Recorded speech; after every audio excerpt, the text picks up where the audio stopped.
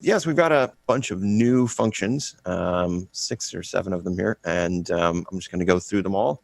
Been kind of working on this on the sidelines. I finally got some time to concentrate on this. So we've got a couple of new functions here, count up, count down.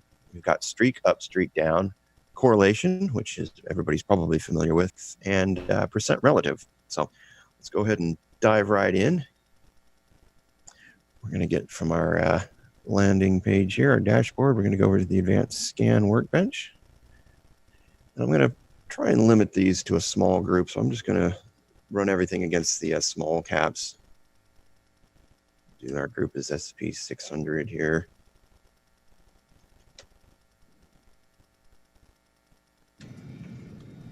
We'll get this a little bit bigger.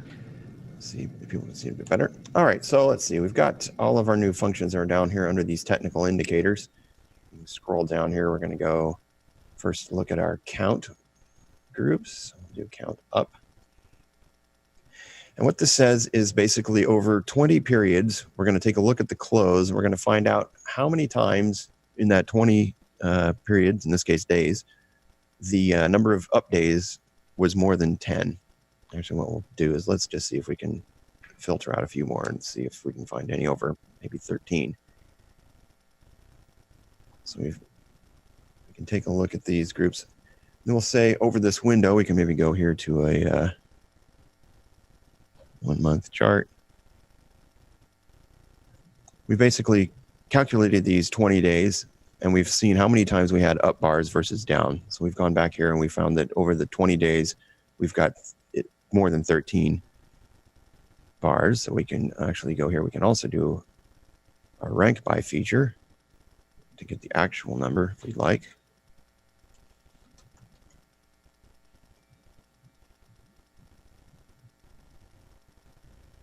So we can actually get the count of exactly how many days within that 20-day have been up days. And then, of course, our alternate version is the down version.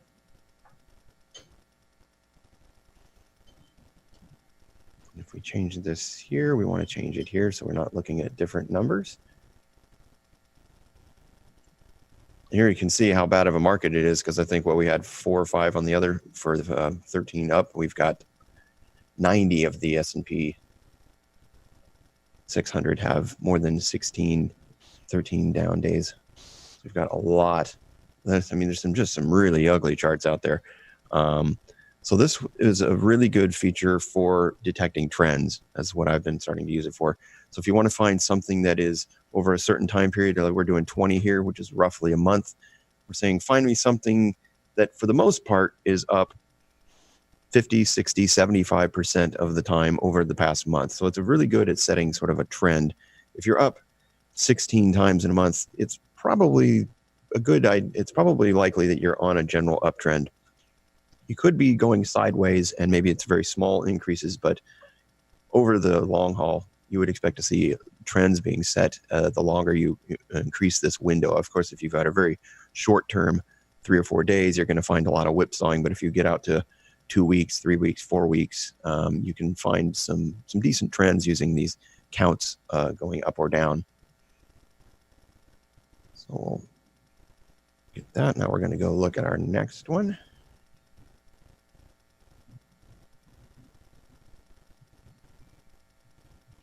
Streak up is basically just to take the close. In this case, we can change this to whatever we want. And it's just how many consecutive days up or days down. So this is like if you look at the baseball standings, you'll see the win streak, lose streak. This just tells you how many days in a row something is going up or down. We'll see if we have any. Oh, we've got only one. So there's only one S&P small cap that's been up for 5 days. I bet if we do down, we're going to get a whole bunch. Yeah, 42. So this is a way to find maybe short-term findings. This is obviously something that a streak is not generally going to last. You're going to probably get a fair number that'll hit 4 or 5, but you're not going to get many that are going to hit 10 or 15. We know that's a pretty rare thing to go up or down more than 5 or 10 times in a row. And probably if you're getting that many, it's more likely you're going to find a higher count on the downside like you see today where there's just a general selling of everything. You're going to get a lot of down streaks, 10 or 15 days up in a row, we all have an inherent feeling that that's not a very common thing. So if you're looking for a very short-term sort of move, you can use these streaks. You can also change this, like I said, to RSI 14. We can just pick anything we want there. We can do Bollinger Bands, pretty much anything. Our rank buy-in again, just to get some numbers there. So we can change anything there. We could do the same thing with the close up and close down. We can change that close value to a RSI or a Bollinger Band or a MACD or whatever. So that's the streak is better for, like, say, the short term. If you're looking for a short term swing, this is a new great way to find those. Move on next to our correlation, and everybody's pretty familiar with the correlation. This is very similar to the workbench. We've got our time period for which we're doing the correlation, and then we've got our symbol which we're doing the correlation against. We can take this.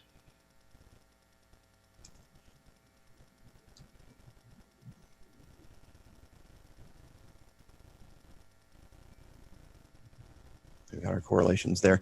Again, correlation is great for finding diversity. It's a tool you can use to say, well, I don't want to have all my eggs in one basket, so I don't want to own all large caps which perform similarly. So if you're trying to diversify, you may want to obviously try and find something that's going up in this market. Although, as Tom mentioned, even yesterday, items which you think you might would have gone up, some of the bonds and whatnot with interest rates, also got killed. So sometimes it's pretty difficult to find some diversity in some of these extreme panic markets. But in general, if you're looking for diversity, you can now scan for correlation and try and find something that's negative. So if we wanted to find something that was maybe over a longer period of time, so maybe we'll go out to 7 or 8 months here, a couple hundred days, and we're going to go say maybe less than 0. We'll try and find things that are going against the S&P. And these, as you would expect, you're going to find probably a lot of bond funds.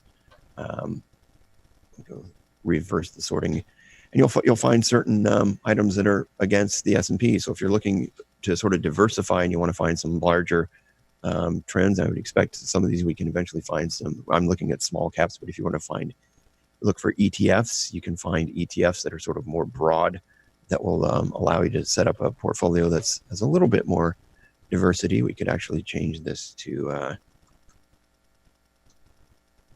ETF No UI, which is the ETF group without the juiced ones, without the inverses and the doubles and triples and all those. So we can come out here, reverse, and find our lowest correlation. So these are the items that would be pretty much against the S&P 500. So the S&P 500 goes up, these are going to be going down. Obviously now we're seeing a lot of VIX, given how crazy it's been the last few days. But in general, you can start to find things what you would expect: gold, agriculture, commodities, whatnot. So the correlation is a great way to go track down alternate items that you try and diversify out of a portfolio. And if we go to our dashboard, and we've got our correlation view within some of our lists here. So we'll just look up some industries. You can use this same view within the favorites to do the same thing. You can choose your time period and against your signal. So this will be sort of an alternate way to view it, but now we've got the ability to scan for it and go proactively find items that you're interested in looking at. And we'll get back here. We'll do our SP.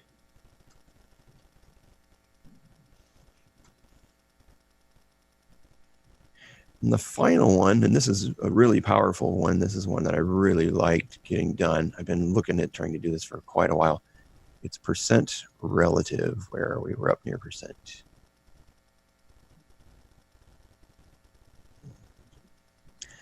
All right, this is, again, similar sort of syntax as we've got on some of our other ones here. We've got a time period, and then we've got a symbol. So many of you are probably familiar with percent change, which allows you to figure out the percentage change of an item over time. Percent relative allows you to get the relative performance over time. So I know we've talked about doing scans where you say, well, I want to find everything that outperforms the S&P. So the old version, we had to go maybe do a perf chart. We had to put the S&P 500 up. We had to go out to our time frame to make sure we were doing apples to apples. We had to say, okay, the S&P 500 is, we'll be optimistic, say it was up 3% over a month. And then we would have to take that number. We'd have to come back into the scan engine. We'd have to do percent difference is above that number. We'd have to manually insert the number. It was sort of tedious. It took 4 or 5 steps to actually get there. Now we can do it in one shot. So we can do this very quickly and just say, show me everything in the S&P 600 that over the last 20 days, roughly a month, has outperformed the S&P 500. So for me, that's a huge thing because obviously we're looking for outperformance. The old version was rather tedious. This is a very quick way to go find outperformance. And of course, you can change the number. So this is basic outperformance. It's just anything better than the S&P, but we can find anything that's better than 10%. So it's something that's really doing well relative to the S&P. So we can do that. Another item in here, if, let's see, we get back to our scan. Those of you who are familiar with the workbench, one of the features we put in a few years ago is the ability when we're doing some of these relative performances, obviously you want to know the relative performance of, say, a sector in an industry. So you can also do that here. You can say sector. Percent relative will go out and find the sector that the particular item is in, if we've got a sector, and we will map it against that. So if we know we're looking at, say, Apple, we'll go out and say, okay, well, we know Apple's sector is the XLK, so we'll use the XLK ETF. So now we can find everything that's outperforming its sector by 10%. Again, fairly small list there within the S&P 600 at this point. Yeah, and then Bill, you could also, I guess, once you find that, it lists all the stocks, but then you could sort it by, say, sector, and go straight to that particular sector maybe that you're looking at. For instance, if you're thinking, industrials is an area that you really want to consider. I think running that and then sorting, yeah, right there. And then you could scroll down to find whatever sector it is that you're looking for, and you can see, okay, here are the 2 industrial stocks. Looks like KLXE and TISI. These would be the 2 that kind of fit that relative outperformance scan that you just set up, and then you could quickly bring up those charts to take a look. Right, and another thing this will show you is we can see here we're all talking about relative outperformance. Where are they clustered? Over the last month. I mean, obviously we haven't had a good couple of days on energy, but over the last month, it seems to be telling us that a lot of energy has been starting to outperform. So there's a niche area that you can go look there. We've got a little bit of relative performance here in the cyclicals as well. Yeah, and looking down toward the bottom, I see 2 technology stocks. I mean, imagine, if you had run this 2 weeks ago or 3 weeks ago, I'm sure you'd have a lot more technology stocks than you have now. Right. And so if we can go back, and of course, I've sort of let the cat out of the bag. You can do industry as well.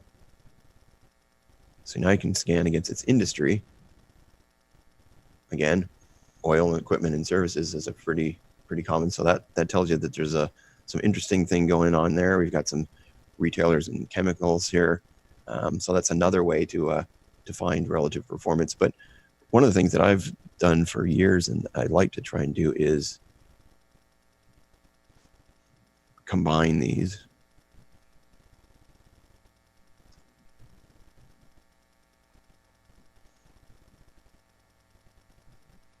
And what's the time frame again here? Is it 20 days in this case? This is daily, so this is 20 periods. If you can, the scan engine will do weekly or monthly, so you can change that out to.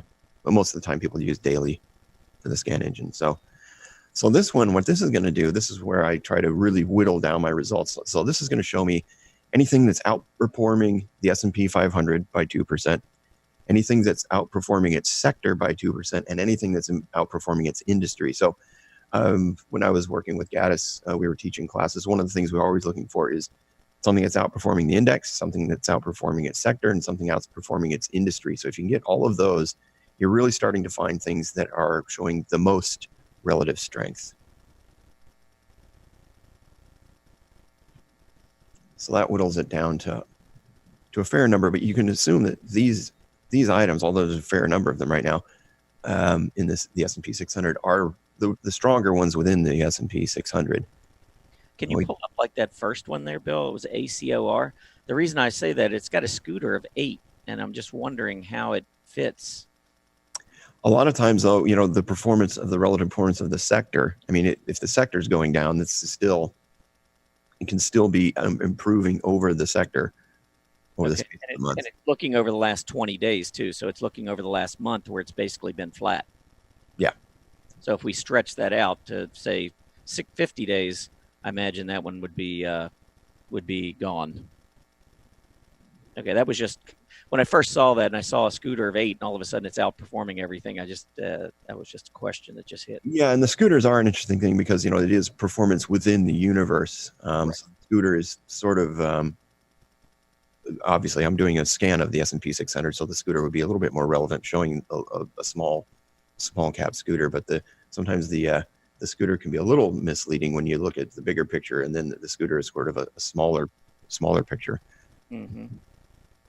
Yeah, just to kind of expand on that, and you can correct me if I'm wrong, but let's say, I mean, looking back, say in the month of September, small caps got hammered while the S&P 500 did much better on a relative basis. So if we were comparing to the S&P 500 and you looked at small caps, you might see a small cap that's got a pretty decent scooter rank, but it may have underperformed by a wide margin. I mean, I'm kind of flipping it a little bit, but absolutely, that's one of the things you really have to know with the scooters is they're separate universes, and a number one doesn't necessarily have any correlation, as it were, to anything in another. Because, like you say, the small caps, if they're getting crushed, the best small cap, which you could have the 100 level scooter, still might be performing worse than the middle of the S&P 500 if small caps are just getting dumped. Right. So it does have some tricky sorts of behavior. Sometimes you kind of have to be aware of the way the scooter functions. Yeah, you just did a lot better than I did. So this is a way I've switched to large caps now and looking for outperformance. And again, we're not ranking by any of these performance, so we don't know exactly which ones are the best. We can go over and try and rank by one of these and see which one is the best.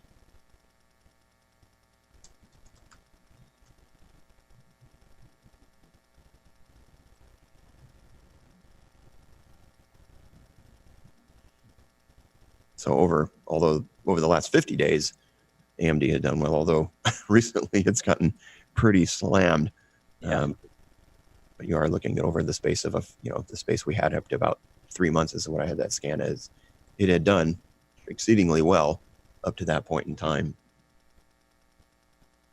So this is what I have sort of tried to use in my own scans. While I've kind of had this sort of half written for a few months, been playing with test versions of it, and it definitely narrows down the scope of what the scan results are, especially if you're just looking for outperformance. And you can probably put in some additional parameters on top of this if you want to try to narrow that. You can use the scooters or other, for whatever, some of your variations of uptrends and crossing above averages and highs and that sort of thing. But it is an interesting thing to be able to have the scan engine go and figure out what all of its corresponding sectors and industries are and sort through all that stuff and just give you a list. It's much easier than our old versions. I remember Aaron and I talking about how to do this. There was no easy way to do the outperforming. You had to just go through that slow methodology of going and finding out what the S&P did over a time frame, coming back here, plugging all the numbers in, and doing it from scratch. And this is going to be a lot easier for people. I would say so. Hey, I got a question for you from the chat room. Mm-hmm. Is there going to be any new chart school articles on these new features? Yes, and in theory, we are updating those. I just pushed these changes out to the scan engine this morning before the market opened. And so we are in the process of getting those ready and pushed out. These will also be in the alert engine. I will be working on getting those into the alert engine hopefully by the end of tomorrow, but if not, probably Monday. So as soon as you see them show up in the alert engine, you'll also be able to scan and set alerts on these as well.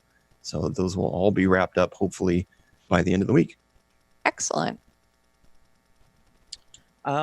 question, Bill. Sure. Yes. If I'm not looking for individual stocks and I'm just looking for, say, the industry groups that are outperforming the S&P 500, can I set up a scan here where, I don't know how many industry groups are, 125, maybe 140, I don't know.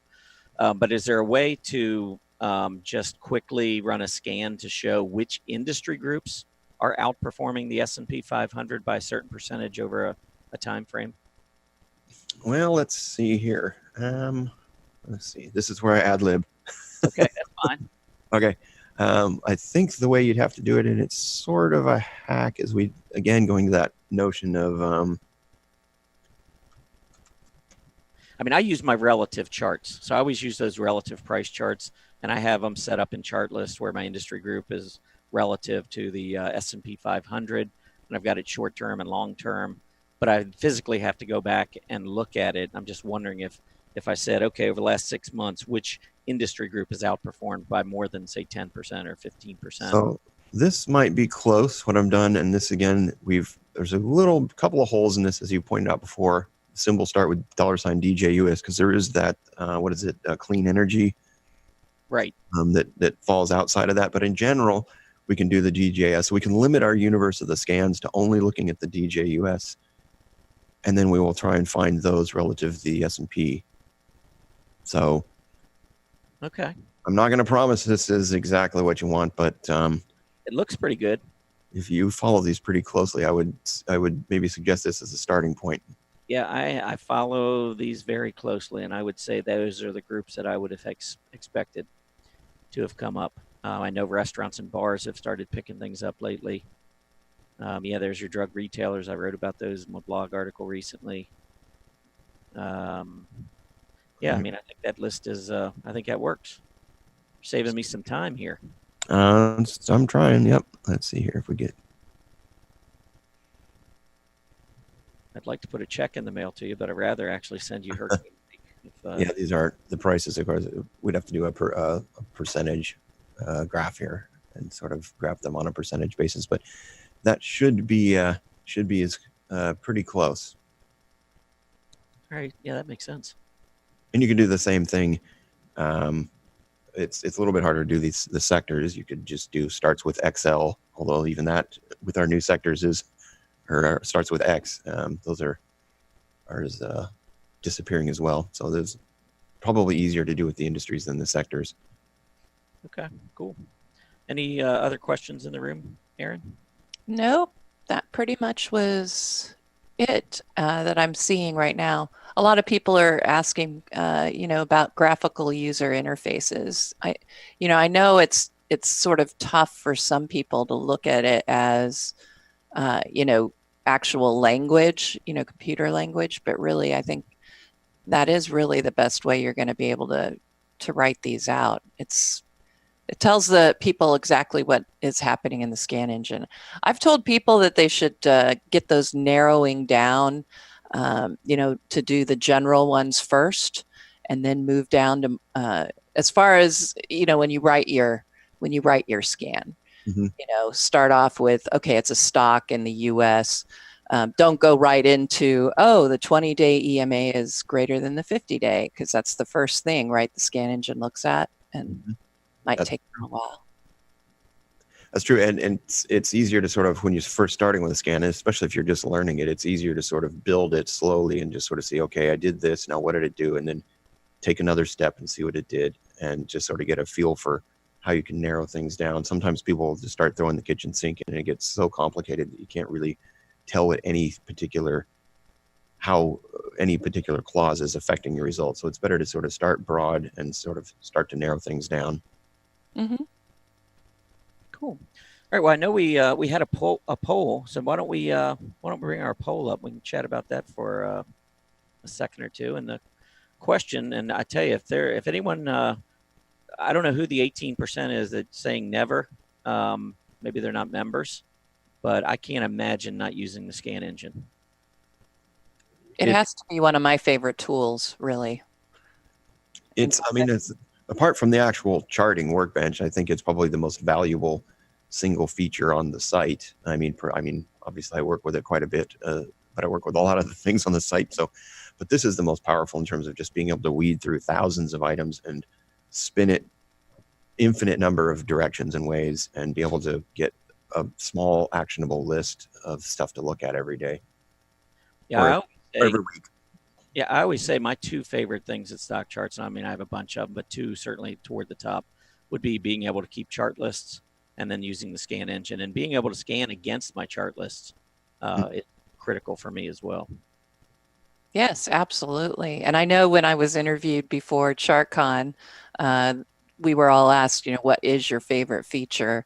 And it took me less than a second to say the scan engine, scanning, because, for me, with Decision Point, it used to be, scanning a spreadsheet manually, of all the S&P 500 stocks, looking at the column that tells me, oh, the PMO has been rising 3 days. There's a little R3 in the spreadsheet. So I certainly appreciate it, all the work you do with that.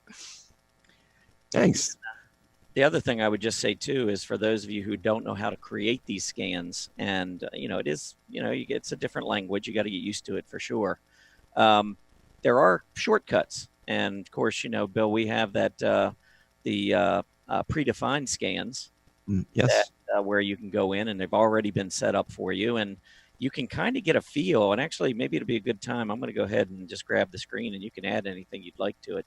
Sure. Bill, as we go through, or Aaron. Mhm. But here on that members dashboard, when you go down toward the bottom, you have your scans where you can run scans and save them. But then you also have this predefined scans down here. And when you go in and click on something, for instance, of course, we're not going to have too many of these new 52-week highs. But if you click on it and then bring those up, you can actually go to the upper right-hand side and see the language that is used in order to come up with this. So this is one way to just take some extra time and kind of get used to how the language is written so that you can then begin to use, there's a lot of articles and so forth on the site as well, in Chart School and so forth. But this is one way that I sometimes will take a look, and occasionally I'll just modify one of these existing predefined scans if it's something that I really like and just want to add something to it. For instance, I don't know, I might pull up bearish MACD crossovers and then go in here, click to edit, and then simply go down into one of these components and then just add something to it and run your scan. So you can add something to the information that's already here. Yeah, that's a great way to do it. And that's one of the reasons we put that link up there a while back. It was probably a few years ago we put that link to allow you to be able to see what's there. It's a great way to start learning. And as you mentioned, Chart School's got great articles. It's got examples. There's videos, all sorts of things. But it does take a little bit of time. There's a bit of a learning curve. But I think if people sort of stick with it, it's an extremely valuable tool. Awesome. Did you have anything else to share with us today? No, that's it. It was sort of like I say, it's a little trick or treat grab bag.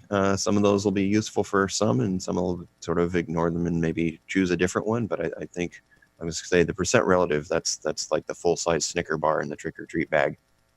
Yeah, I would just encourage anyone out there who was watching today and was intrigued by what you went over and maybe didn't understand it to go back and watch the recording.